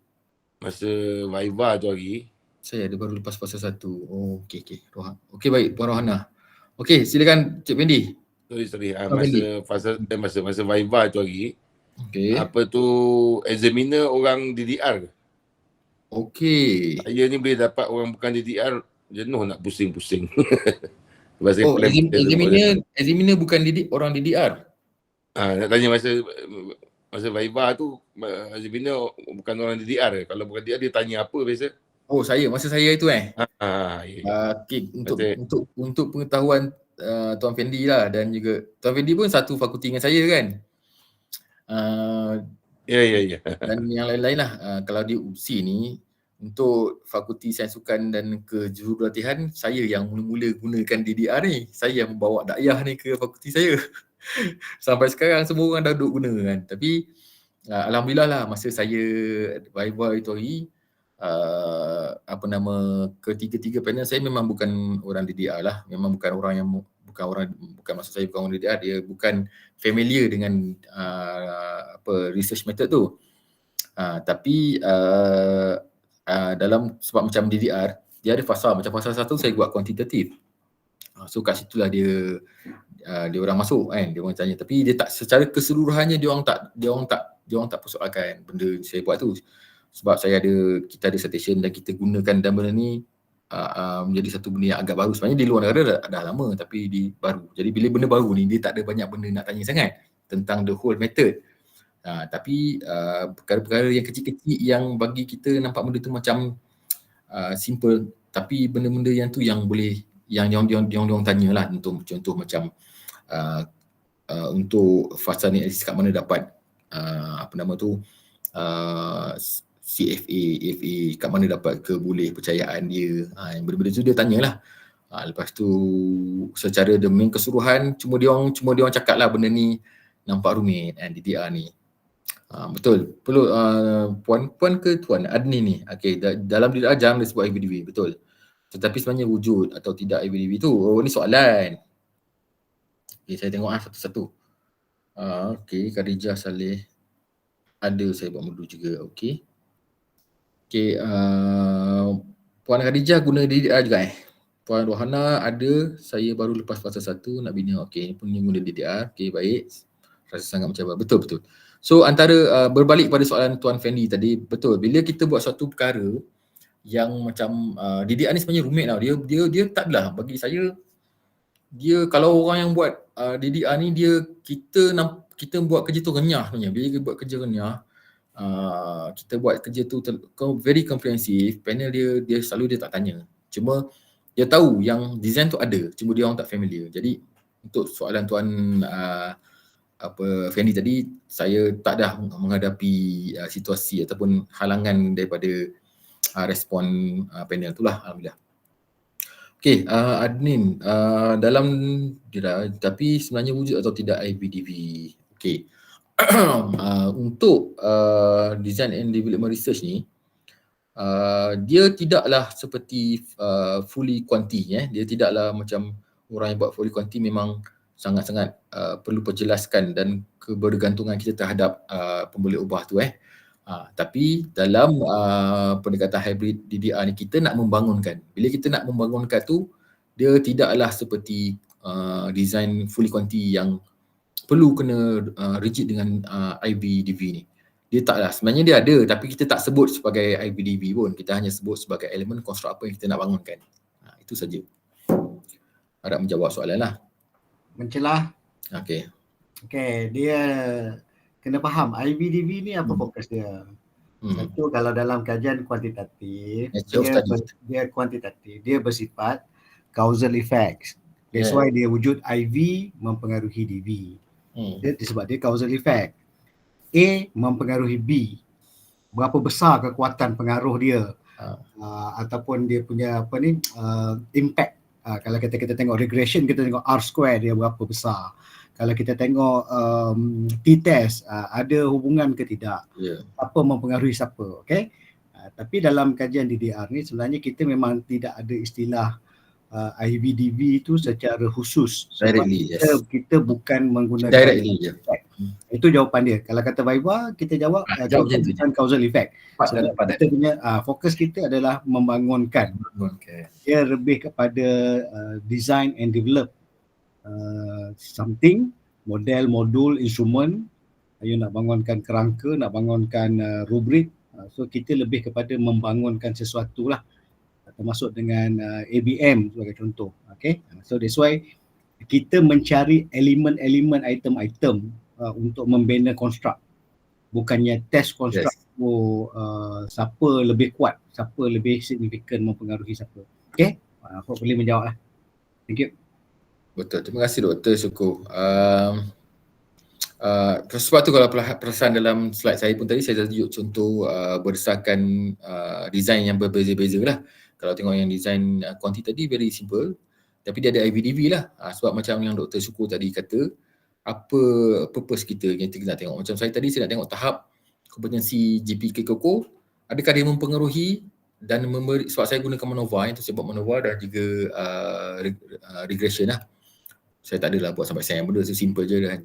So kat situ ada satu persoalan yang saya lihat, tak silap saya persoalan kelima. Daripada tahap kompetensi tu, yang mana yang memberi sumbangan paling kuat terhadap tahap kompetensi. So yang mana IV mempengaruhi pada DV, ada tak memberi sumbangan daripada dia punya M-box dia tu kan. So nilai yang saya dapat memang ada 3 perkara lah. So beza sedikit dengan DDR tadi lah. DDR memang seperti yang dah dijelaskan, memang sangat jelas lah oleh Dr. Syukur tadi. Sebab kita punya nature of study kita punya apa outcome kita ialah elemen itself. Kita nak bangunkan elemen tu sebagai model kita. Dia lain. Dia sebab satu, dia nama pun dah design and development. Design and development kita nak buat mereka bentuk dan membangunkan. Kita bukan nak mengukur yang mana pengaruhi siapa tak. Harap membantulah Puan Adenin. Okay. Okay, ada lagi mungkin? Boleh saya tanya? Okay, silakan Puan Amal. Amal dari CMNS. Saya nak tanya, saya ada kawan yang pernah melalui interview, ni macam out of topic lah. Dia dua-dua ni. Sorry sekali lagi, macam bergema sikit. Dia ni out of topic lah. Oh, okey.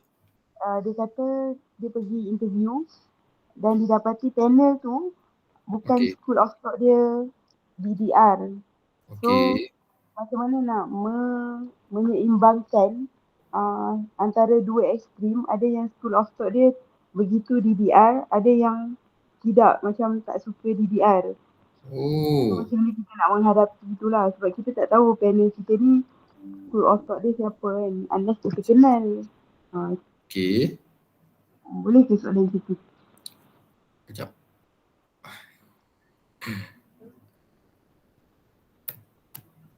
Okay, maksudnya kat sini ada panel yang dia tak bersetuju ataupun dia macam membangkang ke DDR ni, kawan pada Amal ni.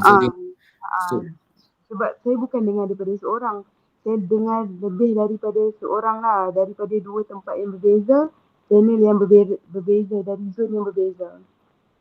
Okey, rakan Puan Amal ni dia bentang proposal ataupun dia baru nak bentang proposal dan tak berjaya. Untuk mau HLP? Betul. Uish. Kenapa kenapa? Sedangkan dia berbalik kepada apa benda yang kita nak kaji. Kalau sebab before this, yang setahu saya lah, orang gunakan traditional method. Ada juga orang yang tak guna DDR. DDR ni adalah method sebenarnya. Ada juga orang yang membangunkan model ataupun instrumen, dia tak gunakan pun ni. Ada je yang gunakan conventional punya design. Ada guna one shot case study, akhirnya dia keluar juga model. Ada juga yang menggunakan apa tu dipanggil dulu ADI model, kalau biasa dengar kan, model ADI model. Ada juga yang guna macam tu. Tapi bila zaman sekarang dah berubah, bila ada, sebenarnya kita beruntung di Malaysia ni ada kepakaran tu. Macam saya sebut tadi, Prof. Saida apa semua, dia ada buatkan buku. So bila dah ada buku, bagi saya as long as kita boleh justify kenapa kita gunakan DDR, dia ada satu method yang jelas dan dia boleh derive kita, dia boleh membantu kita melaksanakan, pada akhirnya penyelidikan ni habis. Sepatutnya panel dia boleh je terima kalau kita boleh justify. Kita ada buku, kita ada kepakaran tempatan dan ramai pun dah terbukti di universiti-universiti yang ternama di Malaysia menggunakan DDR kan. Macam contoh UM lah, Universiti Melayu, UKM banyak yang guna DDR. USI ni agak lewat, ada juga. Sekarang ni dah orang kata tengah banyak orang guna DDR lah. Jadi mungkin pada hemat saya panel tersebut mungkin dia tak pernah dengar. Yang kedua mungkin dia ada school of thought macam tadi lah, school of thought dia. Dan mungkin rakan Puan Amal ni mungkin dia sebab dia persoalannya adakah kita mampu meyakinkan panel sebenarnya. Bila kita mampu meyakinkan panel, dia rasa yakin yang kita boleh habis, dia akan benarkan. Mungkin tempat saya pun tak tahu di tempat yang sebenar kan. Tapi sebenarnya itu adalah di luar kuasa kita lah. Kalau kata panel tak nak luluskan nak macam mana kan. Tapi at least kita bersiap sedia. Kalau kita gunakan DDR, contoh Puan Amal atau rakan-rakan yang lain nak gunakan, pastikan tuan-tuan dah ada cukup ramuannya dan dah mastery benda tu. Ada juga kes yang saya jumpa, dia tak gunakan DDR. Sampai sekarang saya tak nak sebut, ada kenalan, kalau saya sebut mungkin tuan-tuan ada kenal siapa. Tapi dia gunakan teknik dia guna SAM. Tapi dia bukan buat DDR, dia buat SAM. Dia macam Dr. Dayang lah yang Dr. Syukur sebut tadi. Dia fully quanti buat SAM. Tapi akhirnya dia start dekat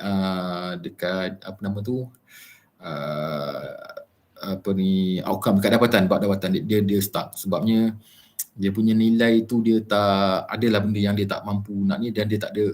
Jadi bila saya tanya dia cuba minta tolong saya, tapi saya bukan familiar sangat dengan SAM. Tapi cuma adalah kawan-kawan saya macam Dr. Syukur, ada Dr. Sarimah, ramai yang guna SAM. Jadi saya ada bersama mereka masa mereka buat. Jadi persoalan saya ni relate dengan soalan Puan Amal lah. Saya tanya balik dengan dia, why you choose SAM kan? Dia kata SB dia suruh. Okay, saya kata sekarang ni bila kita nak buat kajian penyelidikan itu, kita nak masak syakab kan? So kita nak masak syakab untuk kita yang nak rasa. Sepatutnya kita sediakan bahan untuk kita masak ikut apa yang kita nak. Ya, apa yang kita nak rasa. Macam mana kita nak rasa apa kita nak maksudnya kita dah mastery benda tu semua. Dan bila kita masak, insya-Allah lah kita akan dapat buat deliver benda yang kita nak tu. Tapi kalau kita mengikut orang suruh dan dia tak master dengan perkara tersebut, dia akan stuck. So relate dengan soalan tadilah. Kalau seorang tuan-tuan dan puan berhadapan dengan panel tapi dah ada maklumat awal, dah rasa mampu untuk mastery method tersebut, dah boleh meyakinkan ataupun convince panel tu, should be no problem lah kan. Tapi apa-apa pun yes. Dok, Assalamualaikum. Ya. Sorry. Nak share, nak kongsi lah sikit. Balik soalan Cik Amal tadi tu kan. Silakan. Saya pun memang daripada awal SB memang bukan mazhab DDR. Lepas tu masa saya PD pun, tapi bila macam Dok cakap tu lah, bila kita dah berjaya, kita kena terangkan diorang overview. Dan saya punya style tu, saya bawa buku-buku yang saya beli DDR dengan buku Richie Incline, saya tunjuk. Kan? Lepas tu saya kata, dia apa-apa pun kita kena terangkan konsep awal. Maksud dia, kita ni ada 4 pendekatan approach. 1 kuantitatif, kualitas, kedua kuali, ketiga mix. Dan kita ni kalau ikut DDR ni multi, betul tak Dok kan? Kalau salah betul kan? Betul. Multi method. Jadi dalam multi method ataupun hybrid method. Bila kita dan kebanyakan kita tajuk pun DDR, design and develop. Kan? So kita mereka bentuk, kalau ikut mazhab tradisional memang kita kalau pakai contoh validity apa semua tu kesahan, kita pakai yang biasa punya lah, macam yang kalau nak buat modul tu pakai yang perkiraan sidik, kita pakai yang CVI. Tapi kalau DDR ni kita yang, sebab bila saya lebih tekankan Fuzzy Delphi tu lah kan, bila benda yang Fuzzy Delphi tu saya kata dalam DDR ni ada 3 fasa. So dalam 3 fasa ni kita boleh buat multi, nak buat fasa 1 tu kuali ke, kuanti ke. So saya terangkan masa tu. Tapi secara dasarnya kita kena tunjukkan dia flow DDR dulu. Kalau kita macam Dr. cakap lah, kalau kita tak kuasai, saya pun banyak kali dengar lah dalam YouTube, dalam apa kan, nak bagi hadam. Dan bila saya pun ada rujuk Dr. Syukur juga kan. So bagi satu, bila saya pun ada macam modified sikit Dr. Syukur punya PowerPoint tu. Jadi bila kita tunjukkan flow tu fasa 1, fasa 2, fasa 3, diorang puas hati. Dia mungkin dia tak jaya nak terangkan secara bagi saya dia hanya lebih pada flow lah kan. Fasa 1, fasa 2, fasa 3. Dan kenapa kita buat, dan betul memang renyah. Kadang-kadang fikir nak berhenti, kadang-kadang fikir seronok pula kan. Tapi itulah. Kan. Tapi kita buat tu jalannya lah kita kan.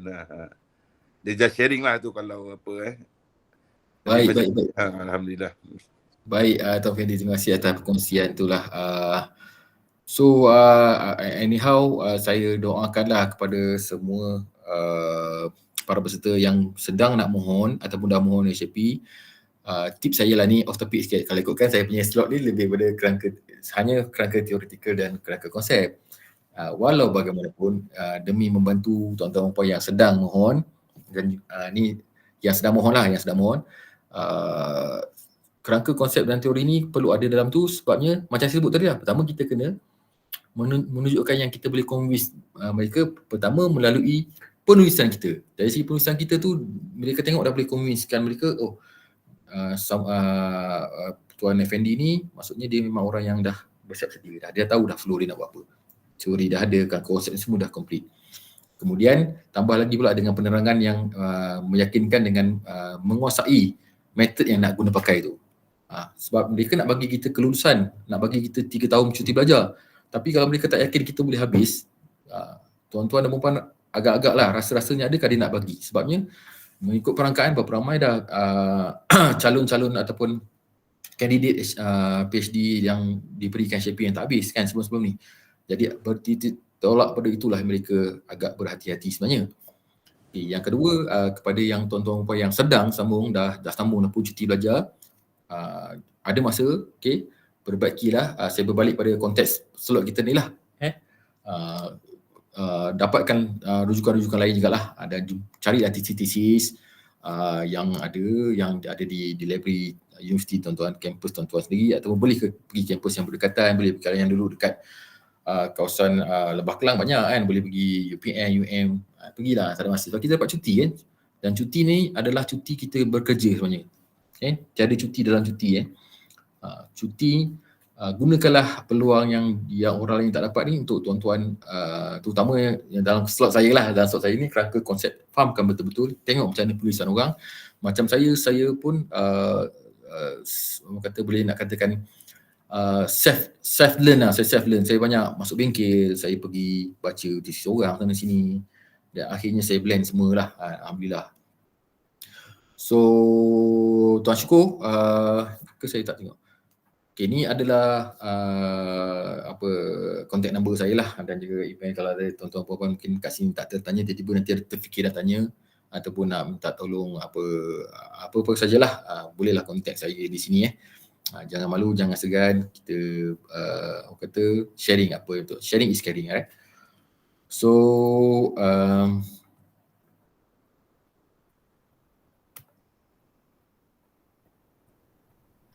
ada tak saya tertinggal kalau dekat chat ni, sekejap. Okay. So saya harap akhir kata pada saya lah, perkongsian saya selama 2 jam lah lebih kurang ni, tak banyak sikit dapat membantu tuan-tuan dan puan, spark lah sikit kan untuk membantu dalam penulisan, dalam penyampaian nanti bila berhadapan dengan panel. Dan kalau ada tersilap kata ataupun tersalah bicara, saya mohon maaf. Mungkin ada satu input yang tak sampai ke pun, saya minta maaf. Sebab saya pun di sini tiba-tiba Tuan Sukuram minta saya share pada bulan 2 minggu lepas. Jadi saya pun apa yang ada saya sampaikan. Saya cuba yang termampu. Yang baik tu daripada Allah, yang buruk tu daripada saya. And all the best, keep it up. Jangan patah semangat lah, gunakan masa seadanya. Ada banyak masa, teruskan perjuangan. Assalamualaikum. Terima kasih Dr. Nik. Okey Puan Saria.